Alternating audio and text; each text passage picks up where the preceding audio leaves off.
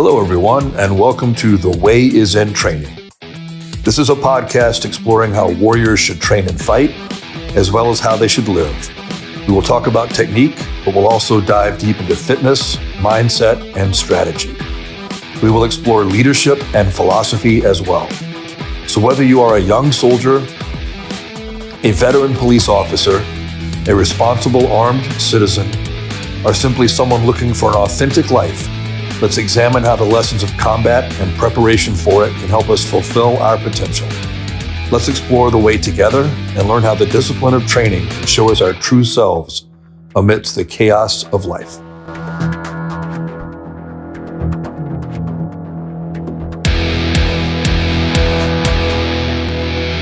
All right, everybody, welcome back. In this episode, I've got a fellow Special Forces veteran, Kirk Holmer, also a big tactical games competitor. Kirk and I never actually met in the service, although we do know some of the same people. There's a pretty funny story about that may come up during it. A guy that went to the Q course with me actually worked for Kirk at some point. But really good guy, really solid competitor, athletically, really good SF soldier. And why don't you tell everybody a little bit about your background, Kirk? We'll get started. Yeah, so I guess I grew up with a father who was military. Military was a big part of our family heritage. His father had served during World War II. He served in Vietnam, was a Green Beret as well. Then, my older brother wanted nothing more than to be a Green Beret. So that was something he always wanted to do. We grew up, I had probably the coolest childhood ever. Grew up in the outdoors. Dad taught me to shoot when I was like 4.5 years old. And just grew up shooting, running around in the outdoors, having a great time hunting.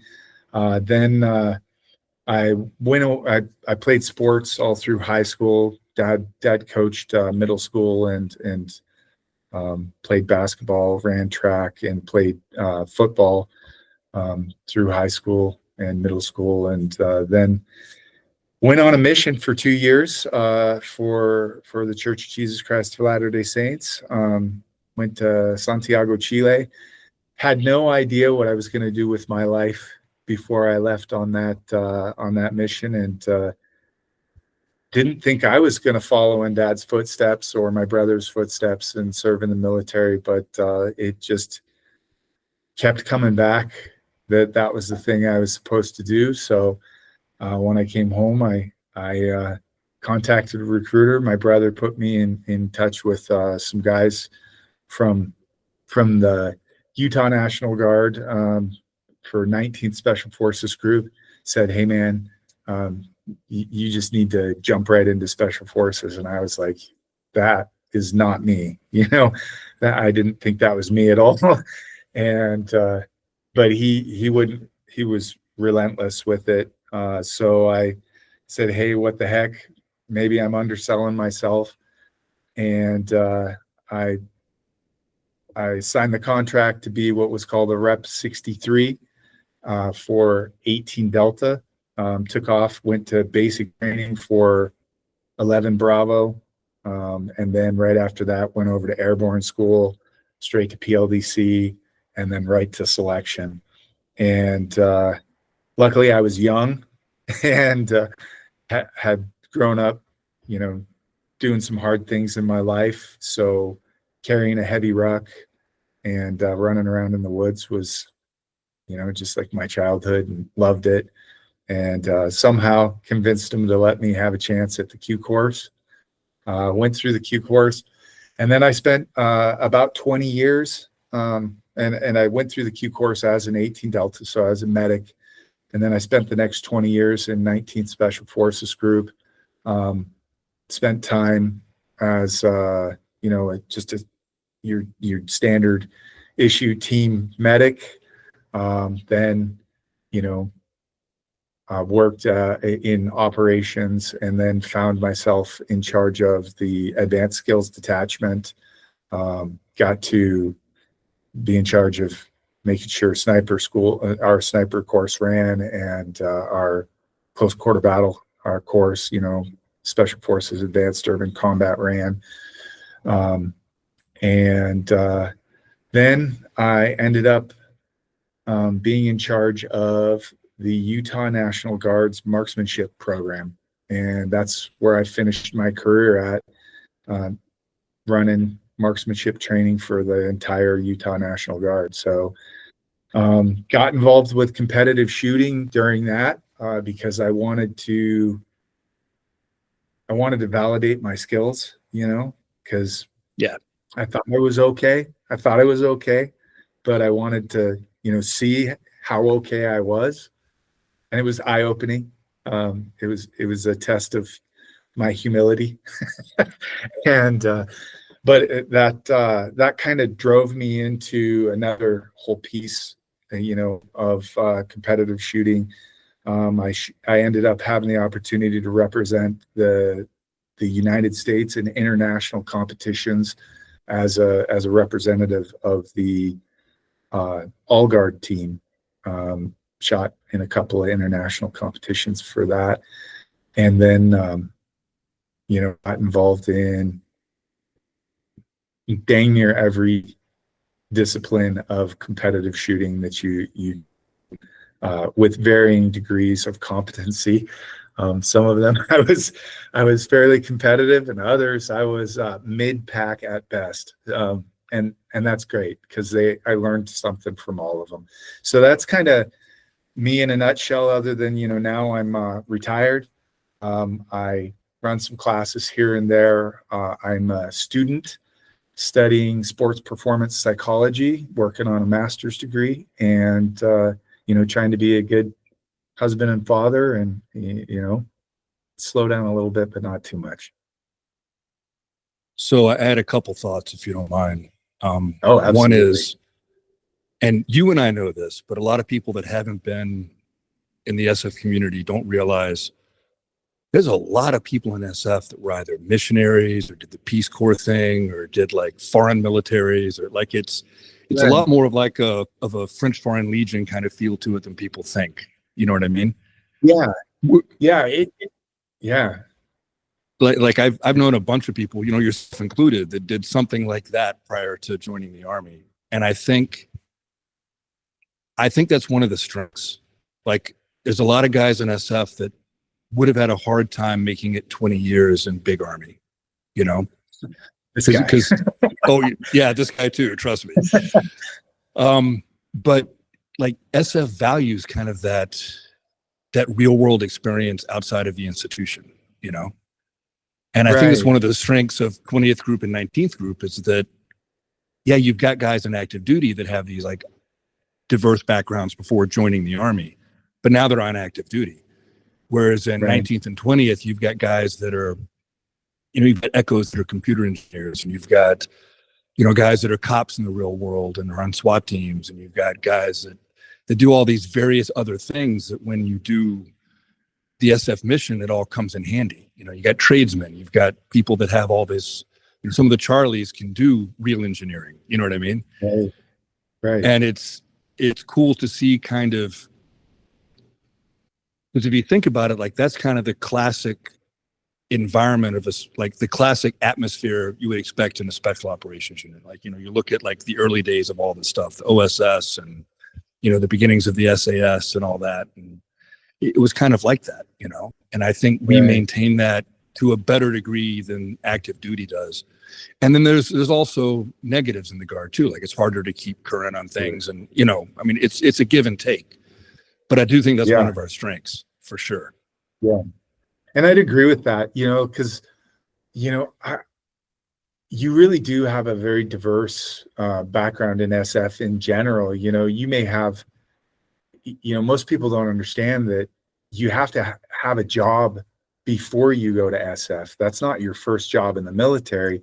You have to have a job in the military and then volunteer to go train for special forces. And, you'll have guys who are cooks, or, wheeled vehicle mechanics, or a tanker, or you name it.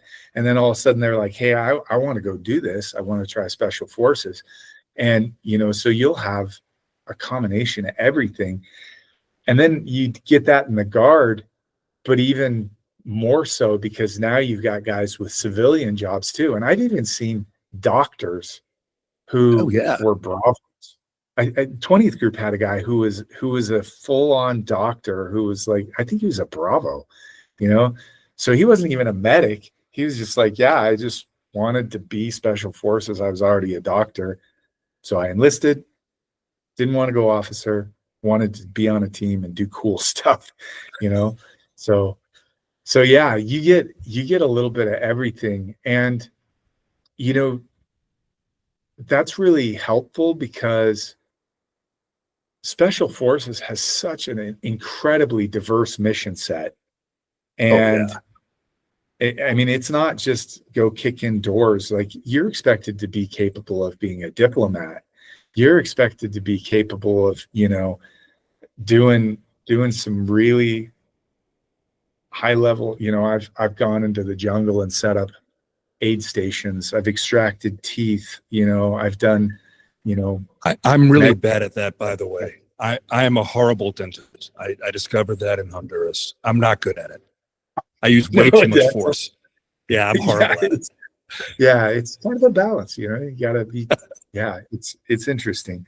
So, I mean, there's such a huge mission set.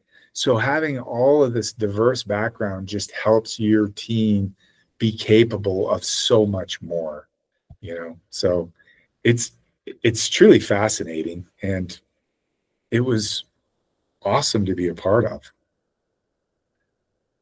And it's like there's a guy on YouTube. I can't think of his name right now, but he's from the regiment. I don't know what group he's from, but it's an active duty group from the way he talks, I think. And he talks a lot about how, especially towards the end of the GWAT, the regiment kind of lost its way a little bit because we're doing so much direct action. You know what I Yeah, mean? And yeah, but I mean that's kind of the way of things. You know, you're fighting the current war. It's like, I right, mean, the SEALs didn't do a whole lot of maritime ops in the GWAT either. You know what I'm saying? Like right, right. you're fighting the current war, and he's It's but kind of he's a hard to big find out. proponent, and he said it in a respectful way. Like he wasn't like being a jerk on the internet, you know. But he's like, you know, it's time to kind of find our true path again, and be more well Yeah, rounded. And that's what I thought was always what made us different from a lot of the other current special operations units in the American arsenals. We're not, yes, we can do direct action, but that's not the only thing we do. right, And some of the other stuff is a lot more subtle and nuanced and takes a lot more finesse. And right, don't get me wrong, I loved being on a big city SWAT team. I love going through doors, but right. there's a lot more to being SF than just the ability to do that. And I think where a lot of us lose sight of that is the ability to talk to people, right? Yes, Like you've got to be able to build rapport and get people to buy in, get people to do, because you're handling indigenous personnel. You've got to get them to buy into what you're doing. And that's not always the easiest thing. You know, no, it's a lot no, harder than setting a charge on a door, I think. yeah. For sure. You know, it takes a lot of maturity and a lot of interpersonal skills. And you know, it really does um, require a lot of finesse and, you know, and then it requires even the ability to understand cultures and, you know, the nuances of their communication styles and, you know, making sure that you're not, you know, having cultural taboos. And I mean, it really is kind of fascinating process and a lot of fun and challenging.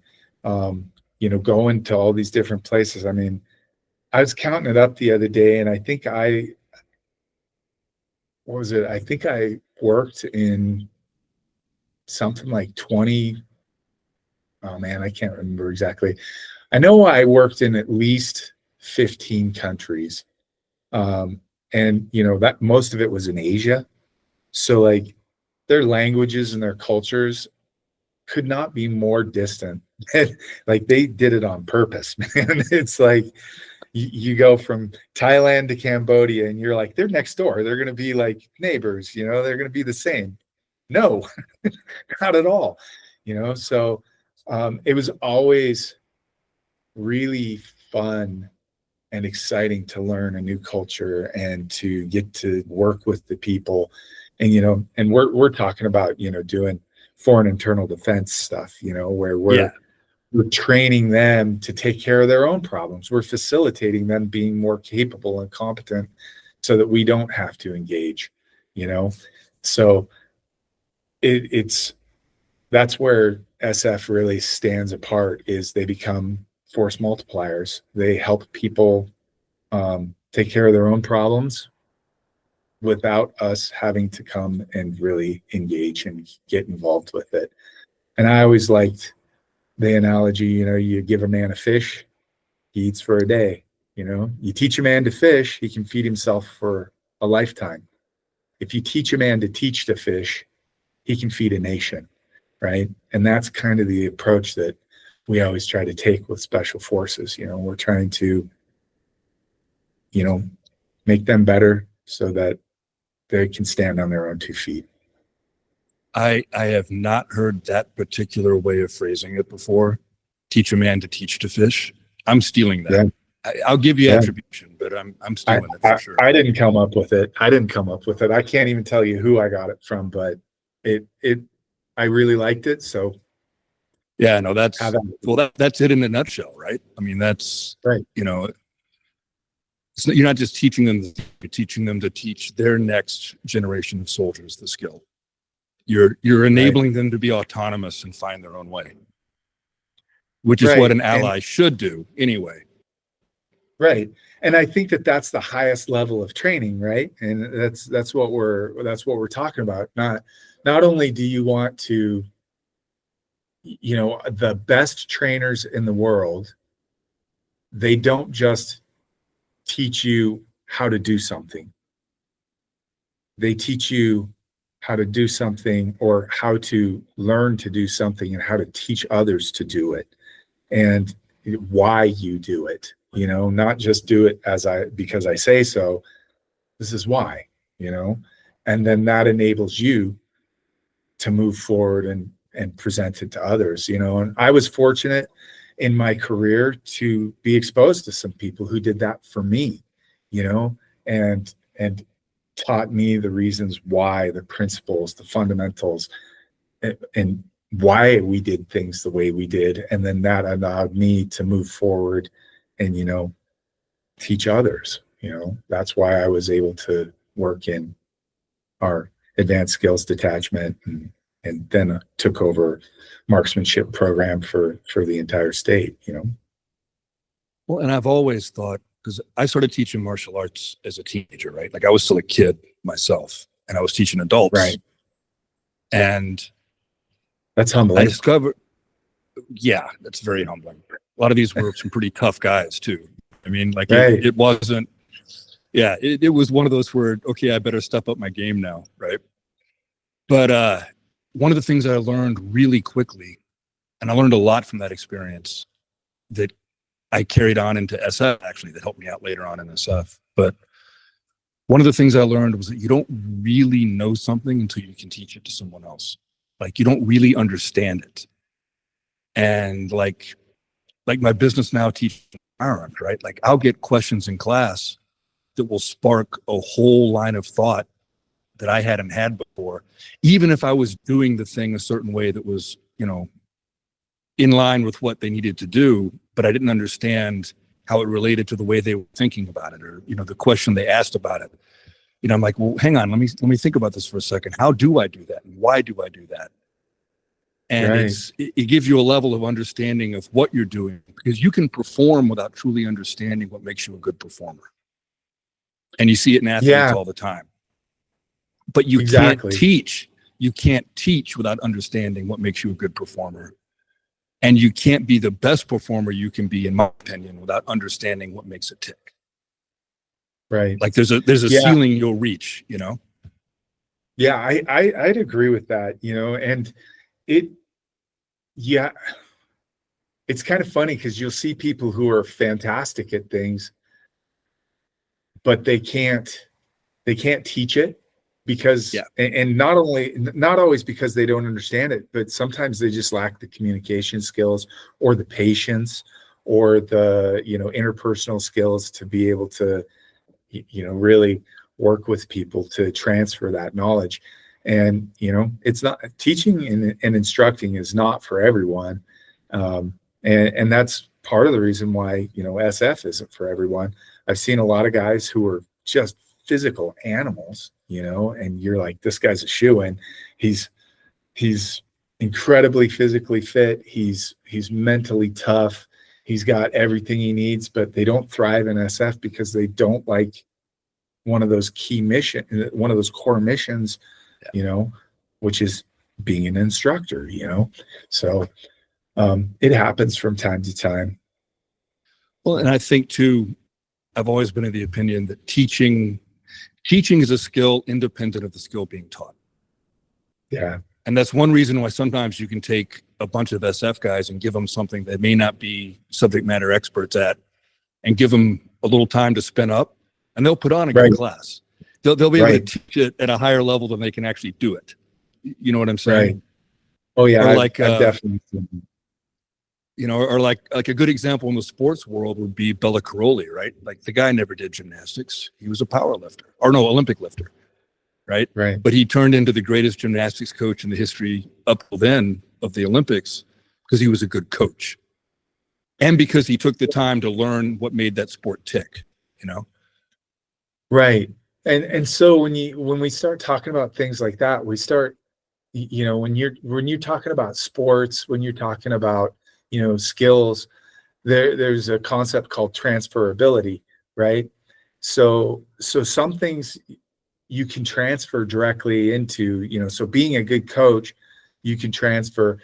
Now you're going to have to do your homework to become savvy about the sport. I often will tell people, which he's the exact counter against my argument. But I often tell people, hey, if you want to learn to do a specific thing, you need to find somebody who's good at that specific thing.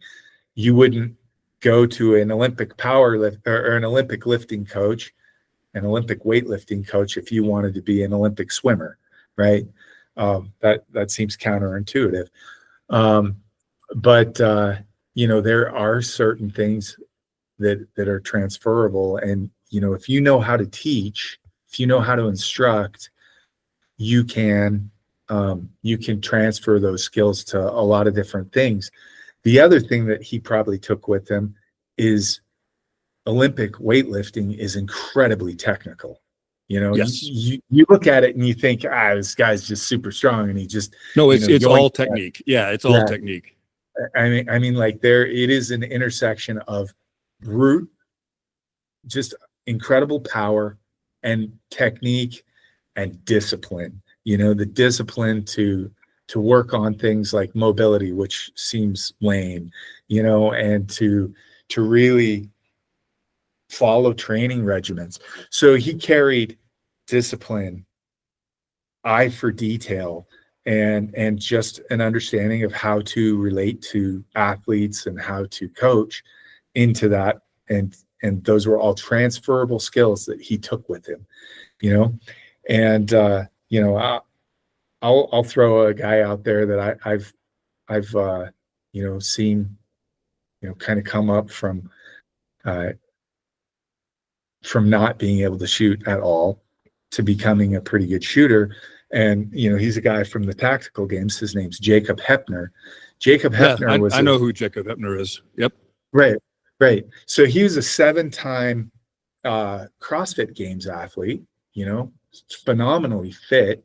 He was a former Division I football player. I think he was Division I. He was a college defensive back. So pretty solid athlete, right? He'll tell you he wasn't athletic, but he was a pretty solid athlete. I've noticed there's a common thread with really athletic people. They all seem to claim they weren't athletic. Right. I know for a fact he's an incredibly hard worker. But he took his, he showed up for the tactical games, and I think he truly believed, I'll just out fitness everybody. But he was not a good shooter. And so if Jacob hears this, I'm sorry, buddy, you were terrible, and you know it. But he came and he got thumped on, and he went back and he applied his dedication, his focus, his detail-oriented training, and just his understanding of how to make training sequential and progressive. And he applied that to shooting, to where he started off just, can I actually make the bullets go where I want them to? I'm not going to get, distracted by, can I do it when I'm breathing hard? Can I do it when, I'm under stress? No. When everything is perfect, can I actually make these bullets reliably go where I want them to? And that's where he started. And he did a better job of, documenting it and just kind of putting it out there for people to see.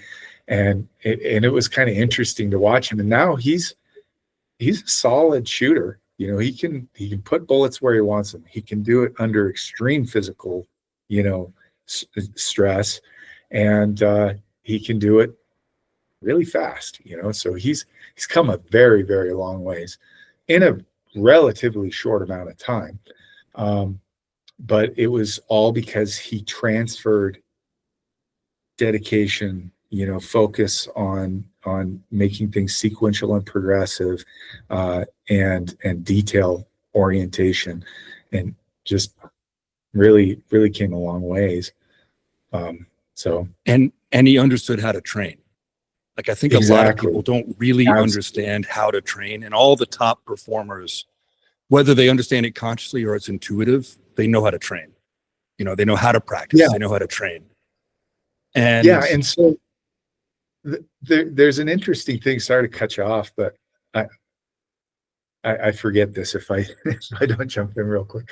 But like, one piece of the training that I always get asked about is, and you probably get asked this, because you work with some competitive shooters. They're like, how much should I be doing, like, how much should I be doing like range training versus how much should I be doing like stages, or, for like the tactical games, how much should I be like really getting my heart rate jacked up and then trying to shoot, and that really feeds into an interesting piece of training management that most people like don't understand. And there's two parts of it, right? There's exploration and there's exploitation. And you can use different terms for it, but those are two of the terms that are frequently used. So exploration is like skill acquisition. I am just learning to draw a pistol appropriately. I am just learning to get my sights aligned, get a sight picture, and squeeze the trigger without disturbing everything, right? And so you are trying to acquire new skills. Once you've acquired the skills, it's important to exploit those skills and start using them in something other than just, I'm going to stand here, I'm going to draw, I'm going to shoot one round, and then I'm going to do it again, right? You have to start stringing it into like stages or a scenario-driven, training to find out, where are the weaknesses in my exploration? Where do I need to go next? One of the things I did, and I came up with these terms myself, right? But I divided it. Yeah. I actually divided the exploration into two parts. And I did this because part of it is really lacking in the training I had. It's really, really lacking in like institutional training, Right. So I divided it into experimentation and isolation. Because if you look at the way police train and the way soldiers train, we do a shit ton of isolation but nobody's allowed to experiment. It's hold the gun this way, pull the trigger this way. Right. And that doesn't work for high performers. That's not how it works. Everybody has to come up with their own unique way. Cause like an example I always use when I'm teaching is, I'm basically a Neanderthal. They've actually proven that redheads have a higher percentage of Neanderthal DNA than any other coloration of human beings. Look at these hands, dude. These are not human hands. My thumbs don't oppose, right? Yes. So my grip is not going to look the same as my wife's grip, who's like 5'3", and she's an athlete, but she's, her hands are like little Smurf head hands. She's not going to grip a 2011 the way I grip a 2011. So, right? Thankfully so, yes. Thank God. You had your hands. Thank God, right. But my point is that the principles that make her grip work are the same principles that make my grip work, but our grips are going to look different. It's like if you look at Bob Vogel and Eric Greffel. I'm sure you know who they are, right? I know who both of those are. Their grips are extremely different, but they both follow the same principles and they both work really well. You know, and it's or look at martial artists, look at like top fighters in any discipline. No two top fighters have technique that's identical because they figured out what works the best for them. And one of the things I found that was holding me back in my competitive shooting was that I was trying to do exactly what I had been told. Hold the gun exactly this way, stand exactly this way. Because that's how you teach institutionally to large numbers of students, And it was holding me back. It's very hard. Like logistically, logistically, it's very difficult unless you have a small group. Like that's more for like team level training later on, Yep. So I figured out that that's how I was going to conceptualize this when I taught, was that you had to have experimentation and isolation. Right. Because everybody was doing isolation and everybody was afraid to experiment, Right. And then then I move on to what I call combination, which is like stages and long strings of fire and stuff like that.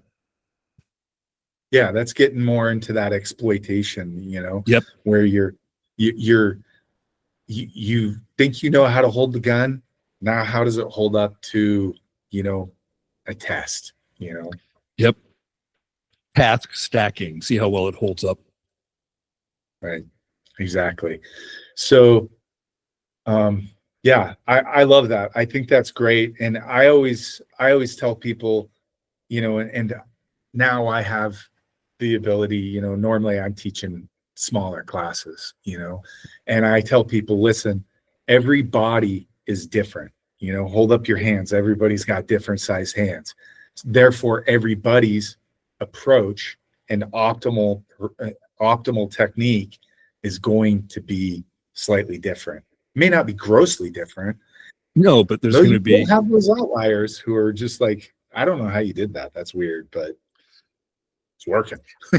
Now I want your opinion on this because I did not realize you were pursuing a sports psychology degree, right? Yeah. So I have come to the opinion that it's not just the physiognomy that makes the technique different, but it's also the psychology. Yeah.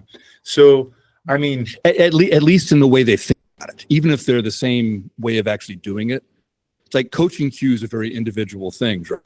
So even if the optimal technique for, shooter A and shooter B look the same, they may have to think about it entirely differently to make it work for them. What do you think? Yeah. No, I agree with that. So everybody's optimal performance looks a little different. Everybody's optimal stress level, everybody's optimal, you need some stress or else you just like float with your life. Too much stress, you fall apart, right? But where you live on that curve is going to be different. How people think about things, is going to change. How much I need to like really engage and grip that gun to feel connected to it and have that optimal arousal level is going to be different. Some people you'll tell them grip the crud out of that thing and let it rip, and it's going to be rat poop in a drawer. It's going to be everywhere, right? And then other people, they'll grab a hold of it and grip it like it, it's trying to get away, and they'll just, keyhole. And and fast and accurate. So yeah, absolutely. And part of that is just how you think and how you need to be stimulated to be in your optimal performance. It's I think that there's less of a separation between physiology and psychology than most of us really think there is. Yeah, no, I found that, like, and I got this from martial arts. And so, like, my demon is tension. That's my demon that inhibits performance, right? Because my personality type, right? Like, I believe I can somehow bend the universe to my will and make it do my wishes. Of course, every time I try to do that, I hear, like, you know, the ghost of Morgan Freeman standing behind me going, but in fact, he could not bend the universe to his will, and it did not give a shit about his wishes. You know, the universe doesn't care what I want. So I have to always dial down. Don't they call it like optimal level of arousal? Isn't that like one of the psychological terms for performance? Yeah.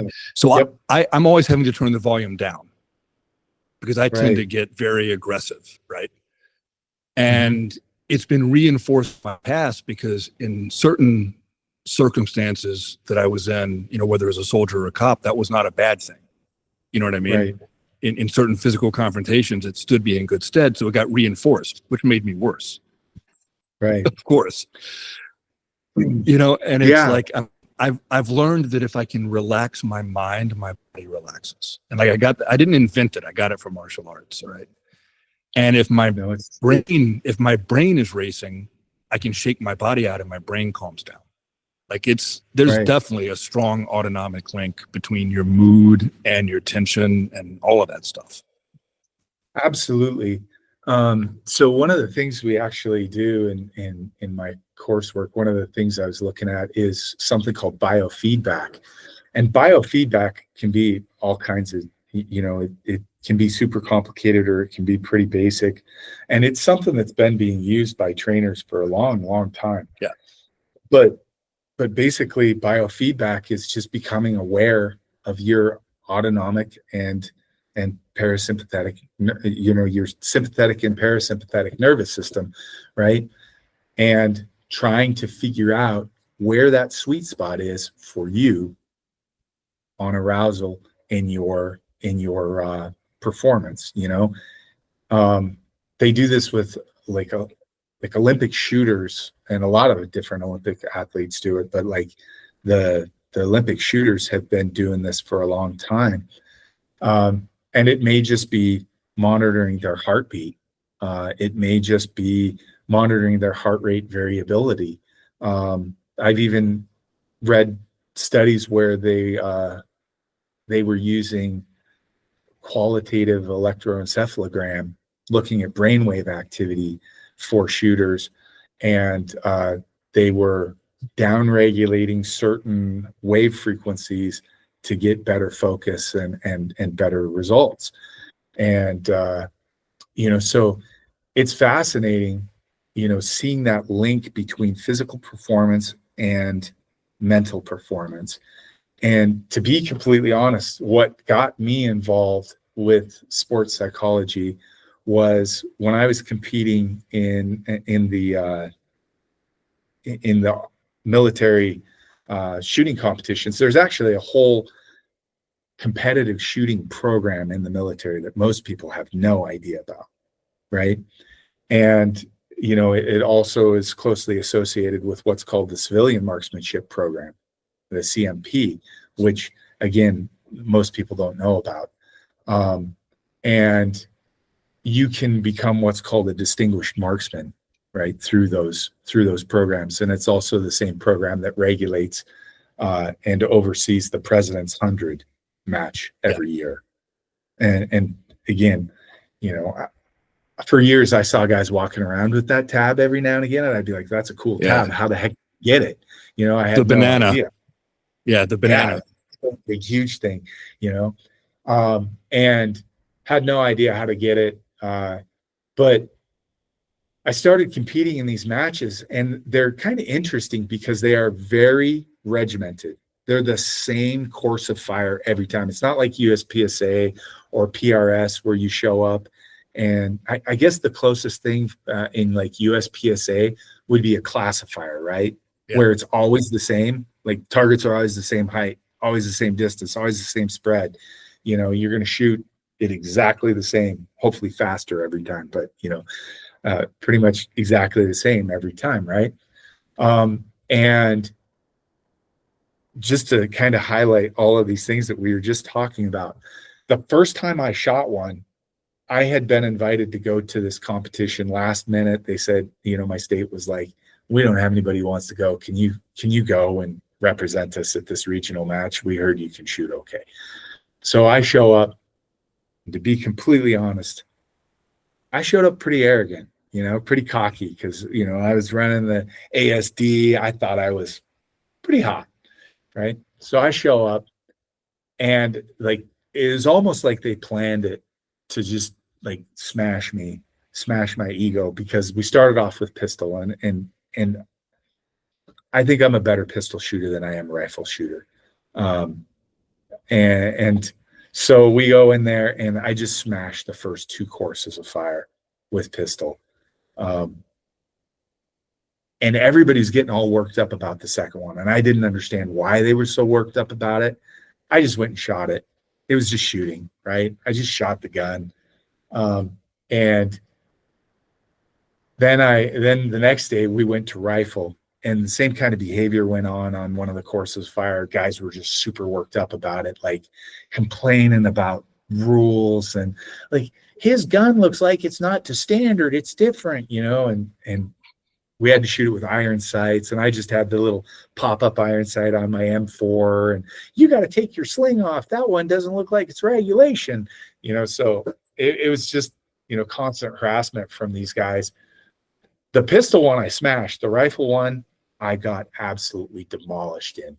And I remember it because you start off at 400 yards and you shoot 400 yards. You get 10 shots at 400 yards, and you're shooting at a modified E-type silhouette, right? Okay. So what the modification is it's got a bullseye in it, right? So he's got a bullseye about the size of a deck of playing cards. And then it goes out from there, So I scored like 5 points at 400 out of a possible 50. And I was like, oh, well, that sucks, but whatever, and then I move up, and at 300, it didn't go much better, and then at 200, you have to shoot kneeling. And, I'd shot kneeling before, but honestly, it wasn't something that we practiced as much as I should have. Right.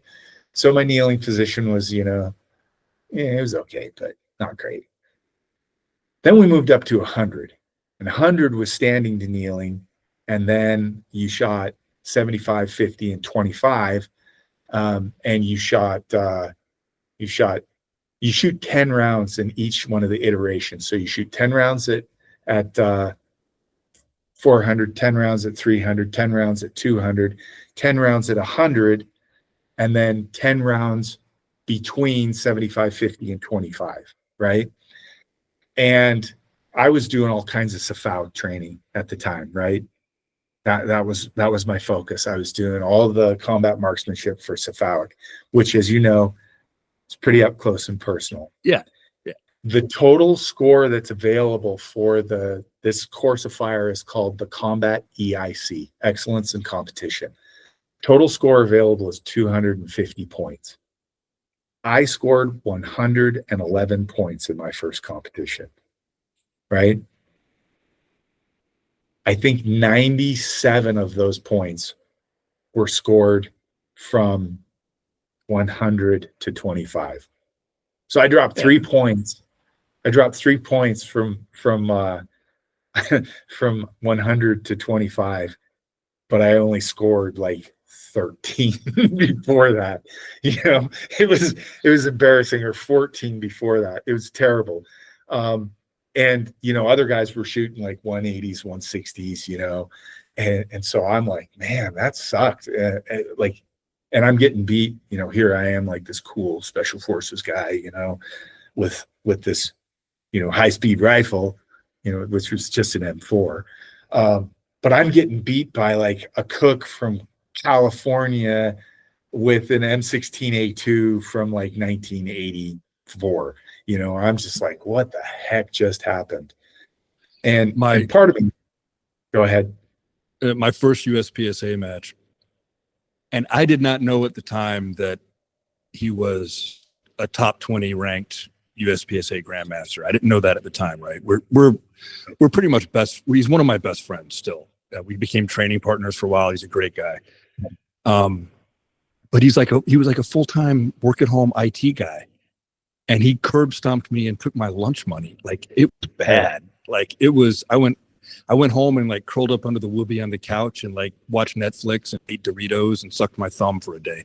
Like, it crushed my soul, man. It made my brain cry and my soul bleed. Right. So to kind of like bring that story back, like I know exactly what you're talking about. It's just like, dude, what happened?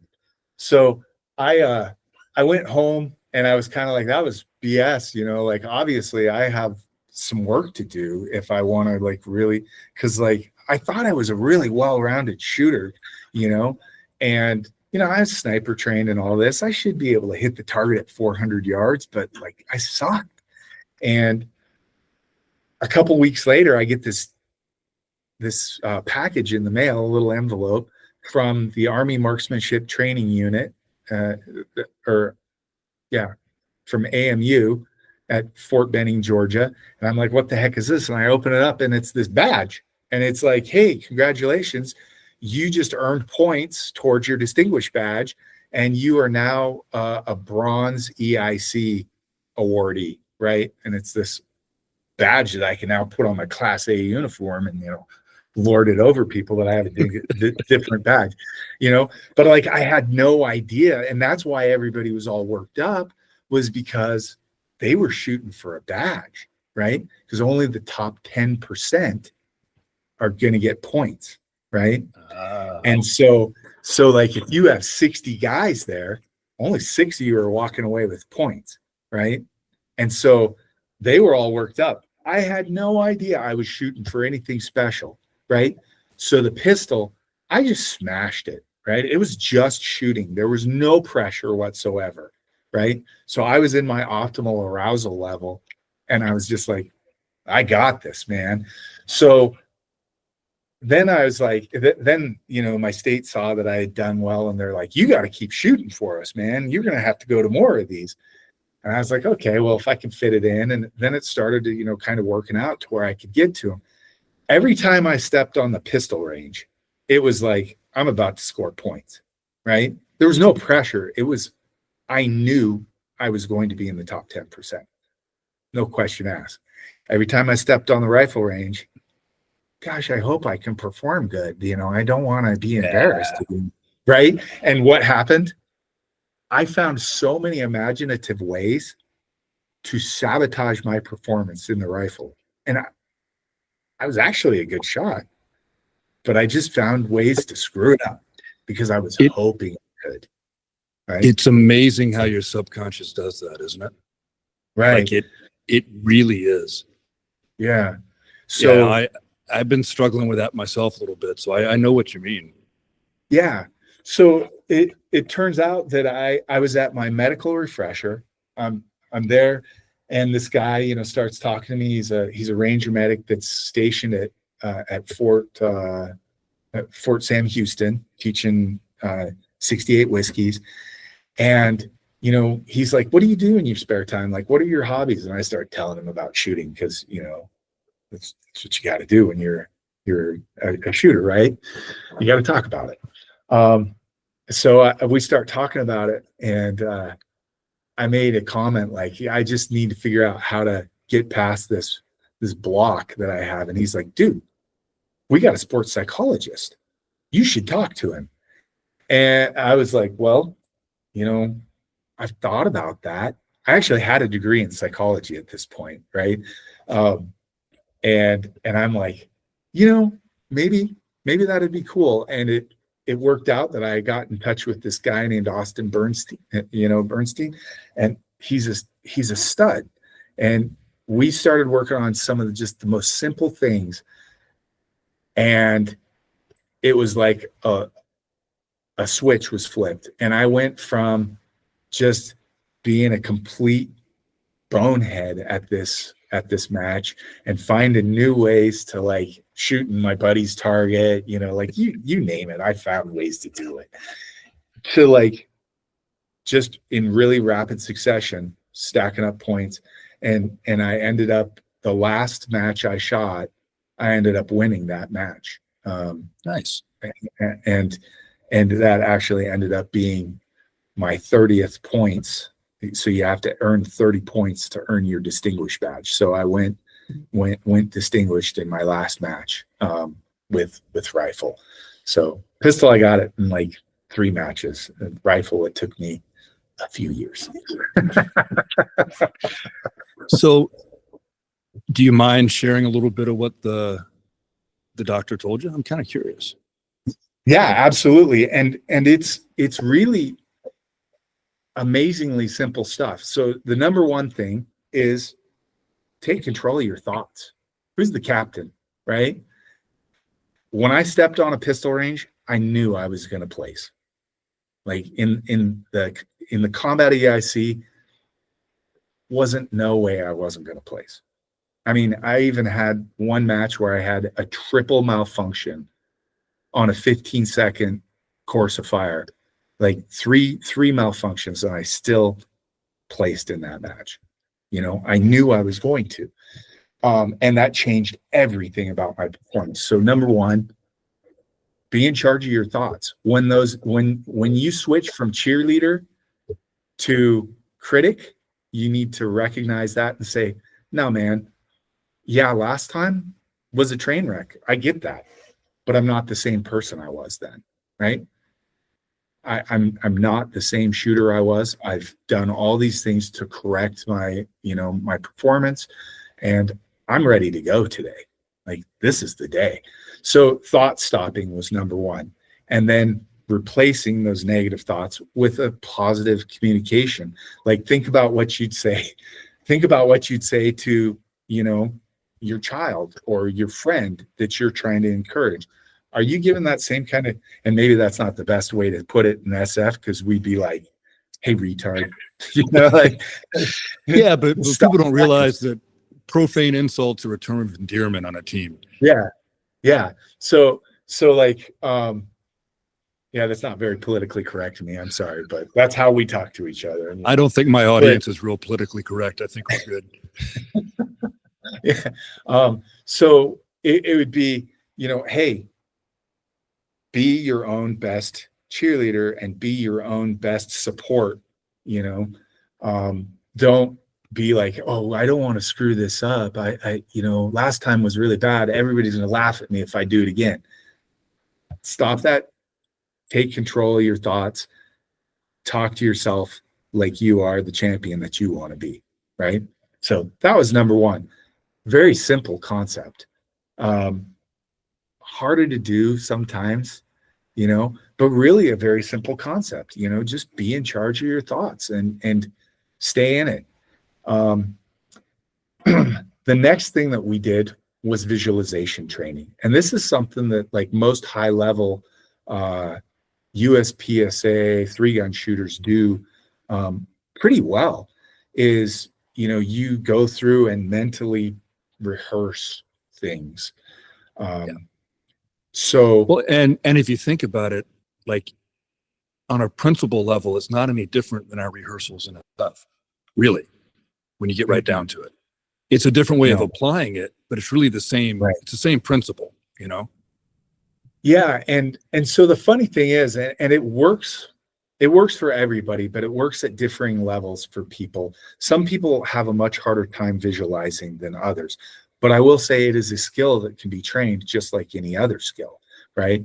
We all have different set points for a start, but we all have potential to improve, right? So, what he would have me do is, I would actually just mentally rehearse, because it was such a regimented course of fire. I knew every time, like, we knew the commands that were going to be given, right? We knew exactly how the course of fire was going to go. So I could sit there and I could shoot that course of fire 20 times a day, right? If I wanted to. I could literally sit there without firing around, and I could shoot that course of fire 20 times a day. And as I got better at it, it became more and more real. I could sit there and I could feel the weight of the rifle.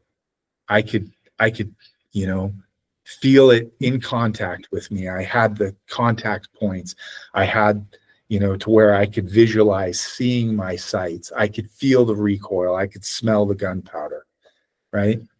My best performances in USPSA or IDPA are the ones where during my visualization before I shoot, I can actually see the dot lift off a particular point on each target in the stage. You know what I mean? Exactly. And Right? I can't do that every time yet, but excuse me. But the times that I can do that are the times that I know the run's going to be just knocked out of the park. You know, because Right. I can, it's already done. I've already done it in my head. Exactly. Right. So there you go. So you already know that you've done it. You know exactly what right looks like, and you've performed it. And believe it or not, research shows that visualization actually creates neural pathways to the muscles the same as actual physical performance, right? Yeah. Especially like really well done mental rehearsal. The subconscious can't tell it apart from a physical rehearsal. Right. So those were the two first things that we did: thought stopping and replacing thoughts. And then we got into visualization. Next, we went into optimal arousal, right? So like, this is, you know, and that was like that's like, in my opinion, like kind of the holy grail of the visualization process. You can actually take yourself and feel the emotions, you know, feel like that feeling you get when you come to your ready position, you know, and like, shoot ready, stand by. What am I feeling in that moment? Yeah. Is it like, oh my gosh, it's gonna beep, or is it, all right, I'm ready to stomp this course of fire, you know? Yeah, and that's the one I struggle with. That's the one I'm working on. Yeah, it's the hardest one. It's the hardest one for sure. But it gets easier as the thoughts are controlled and the visualization becomes more real. You know what I mean? So those are, you know, the three things that we really focused on initially. And you know, there's a lot more that goes into it as you go on, but you know, being able to narrow your focus appropriately, being able to control what information you're taking in and what information you're pushing out, and that is, and that expands and contracts with certain things, you know, like when you're really, really good at something, you know, and you have it in a subconscious state where like you don't think about drawing your pistol anymore. Like you draw your pistol. You're not like 1, 2, oh my gosh, 3, build my grip. All right, 4, you know, you're not thinking about that anymore. It is a subconscious task for you at this point. So that allows you to free up your conscious thought for other things. You can only think about. So like a segue here, if you don't mind, real quick. Absolutely, go for it. You know how people that aren't the best shooters always struggle in the shoot house? Oh yeah. At everything else? Yeah. That's why. That's because why. they have to think about the shooting. You can't afford to have to think about the shooting in a shoot house. No. You don't have the time for that. Yeah. No, you don't. And it's fun.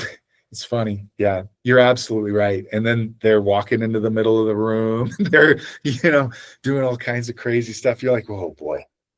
Hey, you hit the target. We're in. Please. We got step one accomplished. Yeah. So, and that's like one of the things. Like I don't teach CQB for civilians, right? And it's not because I think that it's some mystical knowledge they shouldn't have. Like I get accused of that. You know what I mean? Well, why won't you give us the knowledge that the cops and soldiers have? And that's not why. It's two reasons. One is I can't vet them to be good enough shooters to know if they're ready for it. And the other reason is it's not what they really need. You know what I mean? You froze up on me. I may have lost you.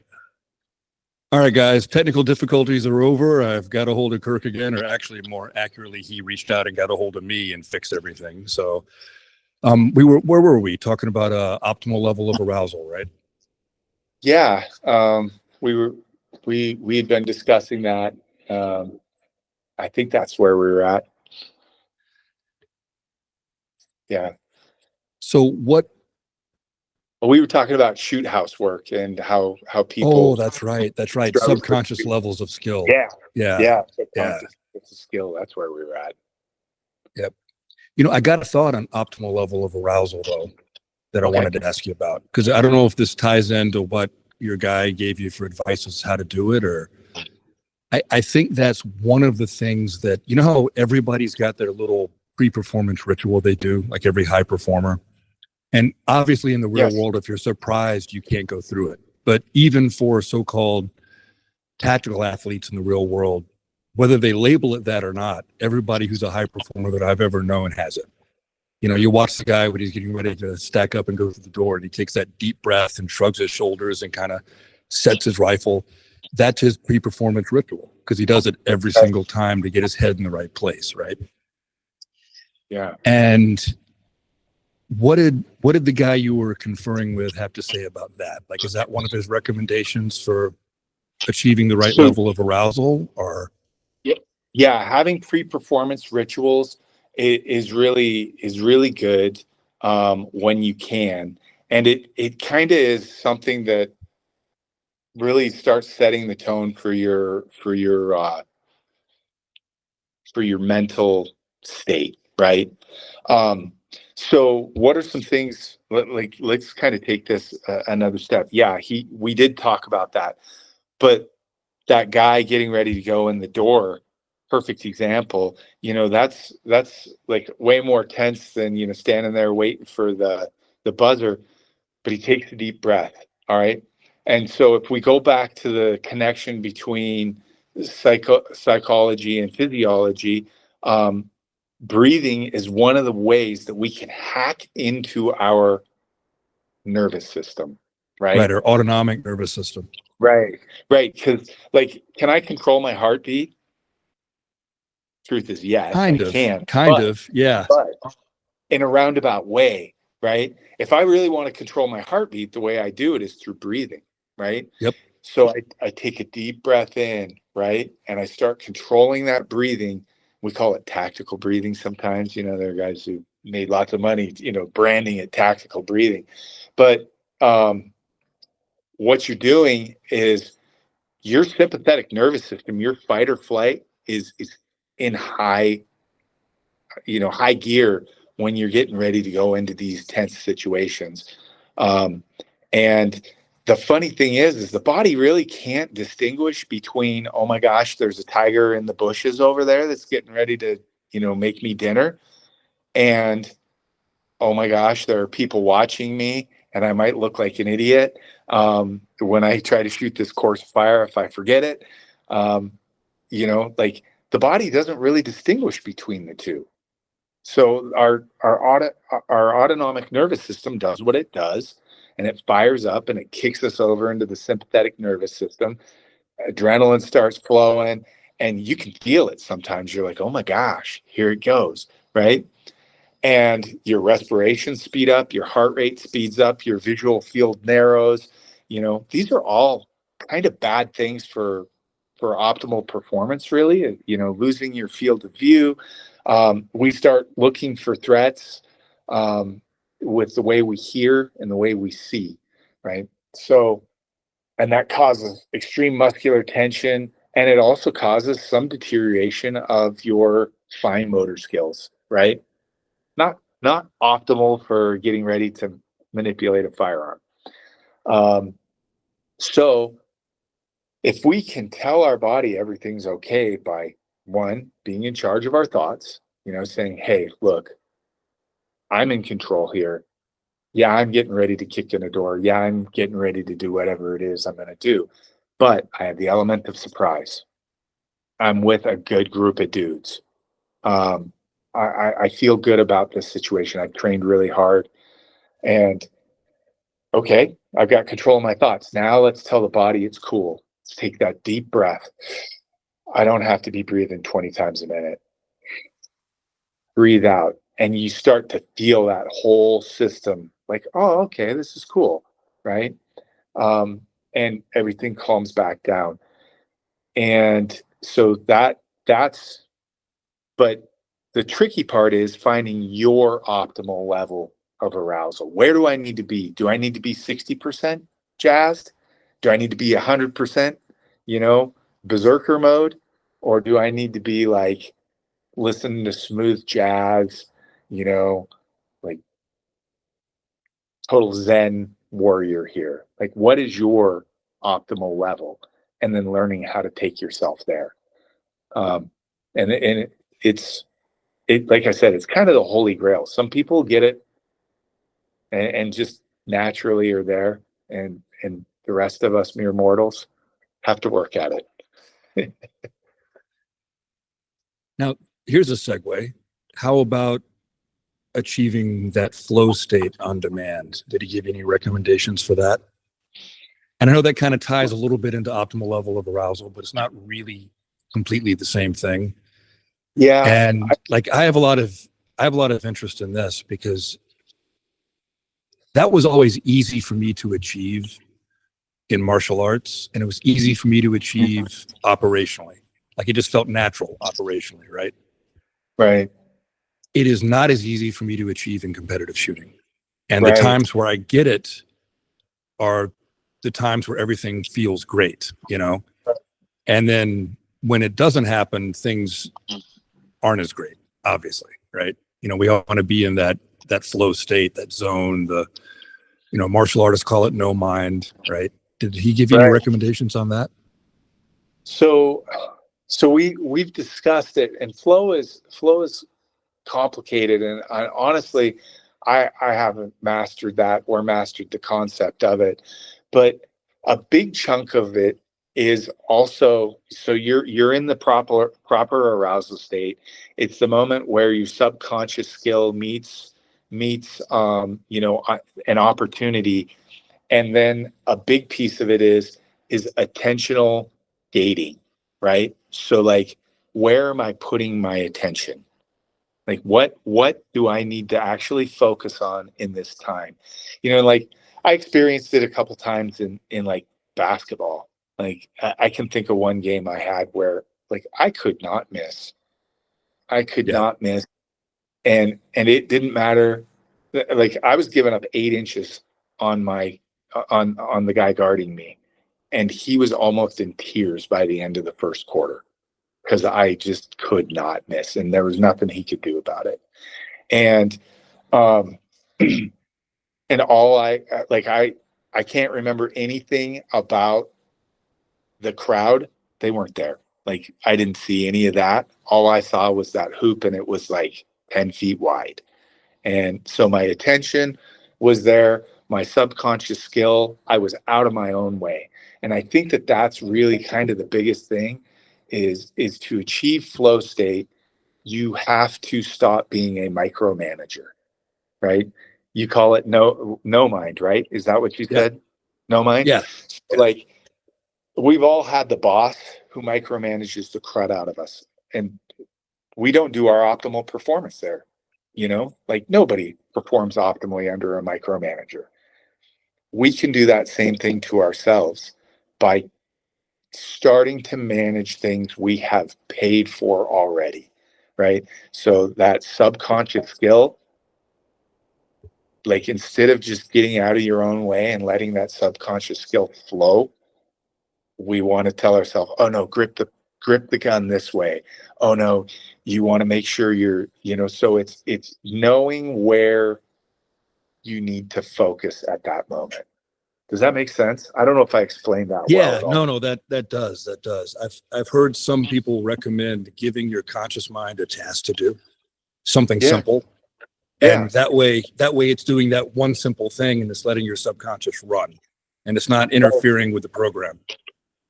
So So some really good competitive shooters that I've worked with, they didn't really explain it like that, but looking back at what some of the advice they were giving me, that's kind of what they were saying. Hey, you want to break your stage down to, I'm going to take 5 steps from this position to this position. Once I hit this position, I have 4 targets, right? And then I am exiting on this target. I'm entering on this target, exiting on this target, right? So I'm thinking about the process, but I'm not thinking about how I'm controlling the gun, right? Because that's the minutia. Yeah, the minutia. You're letting the minutia be. Right. You're letting the subconscious skills do their bit, do their piece, right? But yeah, you've got that conscious thought process happening. All right, I'm backing out of this position as I'm transitioning to the 4th target. I'm engaging him, and then I'm immediately, visually indexing where I'm going for my next position and moving. So yeah, I guess that is, and when I watched them shoot, they absolutely were, masters at going into the flow state, and that was their approach. So that may be really good advice, to be honest. I've never really thought of it that way, but it's, yeah.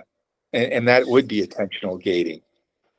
And I've never heard it called intentional gating, and I like that term. I'm glad I heard you use it today, but it really does make sense, right? Like, think about, like, it was always easy for me to get into that state, like doing CQB, either in the shoot house or operationally, right? And I think because my conscious mind had a separate task to do from the physical task of CQB.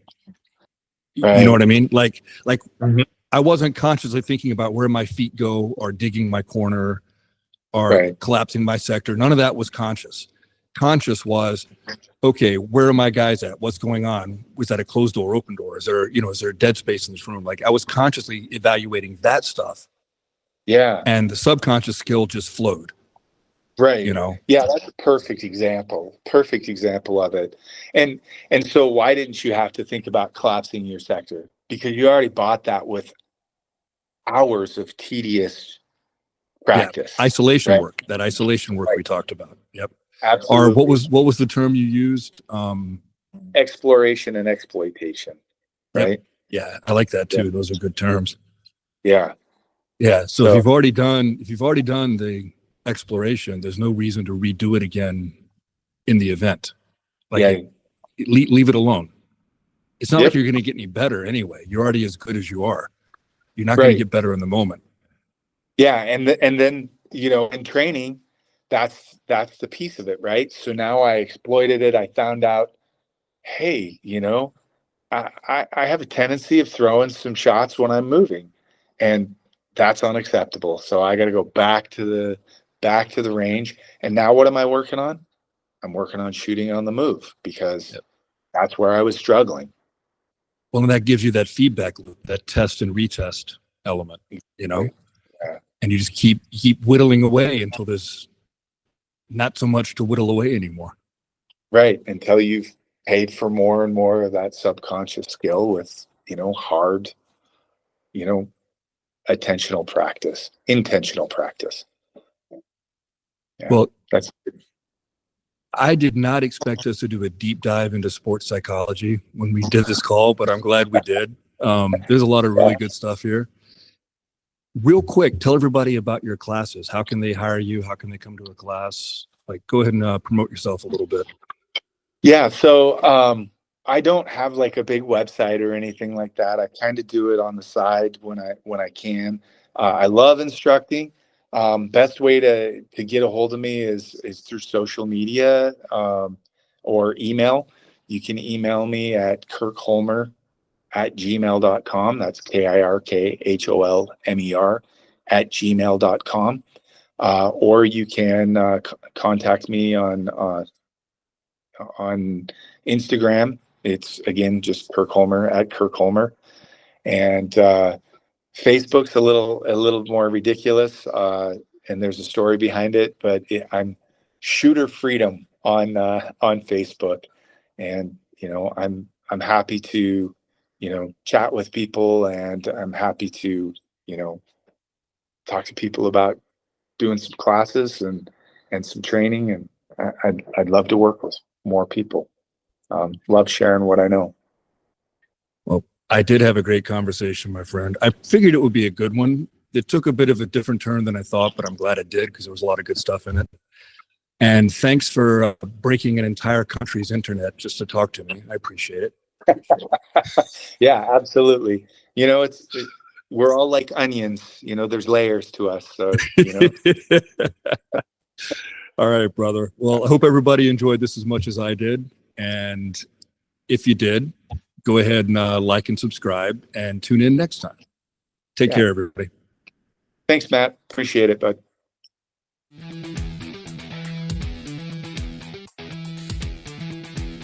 Thanks for tuning in, everyone. I hope you enjoyed this episode of The Way is in Training. Please come back again as we explore how training makes us better at our craft and better in our everyday lives. See all of you soon.